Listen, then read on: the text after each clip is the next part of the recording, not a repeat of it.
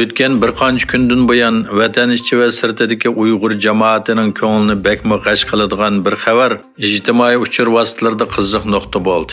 8 yanvar kuni atalmış Dünya Müslüman Cemiyetler Kengeshining 30 kishilik vakillar o'mikining Sharq Turkistonda ziyorati bo'lganligiga munosabatli edi. Xitoy uchur vositalaridagi aloqador uchurlarda Sharq Turkistonga ziyoratga kelgan bu 30 kishilik Saudiya Arabiston, Arab Birlashma Xalifaligi, Misr, Bosniya, Serbiya qatorliq 14 davlatdan kelgan musulmon olimlar ekanligi tilga olingan. Dünya Müslümanlar Cemiyeti Kengeshining raisi Ali Rashid Noaymi arqa-arqadan e'lon qilayotgan bayonotlarda Xitoy tajovuzchilarining Sharq Turkistondagi bostirishini maqtadi va Xitoy hukumatining Sharq Turkiston xalqiga har tarafdan ko'ngil bo'layotganligiga yuqori baho berdi. Navbatda mazkur bayonotlar e'lon qilingan sahifalarga Uyg'urlar va dunyoning har qaysi joylaridagi musulmonlar inkos yozib, qattiq norozilik bildirmoqda. Kişilik huquq tashkilotlari Qozog'istonning Sharq Turkistonda tug'ilgan bir qozoq kishini Xitoyga topshirib berishi mumkinligini bildirdi. Atyurt kişilik huquq tashkilotining mas'ullari ijtimoiy aloqa suhbati Twitterda bayonot e'lon qilib, Qozog'iston hukumatining Sharq Turkistonda tug'ilgan, ammo hozir bu davlatda yashayotgan Bakitkilidi Nurdambay ismli bir qozoq kishining chegirdan chiqib ketishini talab qilganligi bildirildi. Yegilishicha, Qozog'istondan chegirdan chiqib ketishi talab qilingan va fuqarolik berishi rad qilingan bu kishining Xitoyga qaytarilish xavfi bor ekan.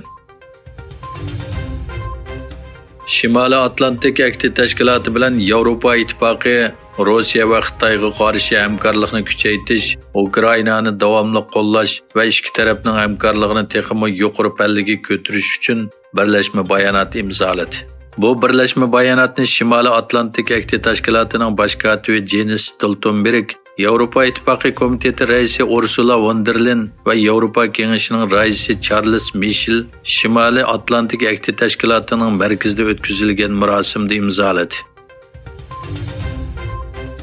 Beijing doiralari Koreya va Yaponiyaning Xitoydan kelgan yo'lovchilarga qo'llangan COVID-19 tadbirlariga qarata bu davlatlarning fuqarolariga viza berishni to'xtatganligini xabar qildi.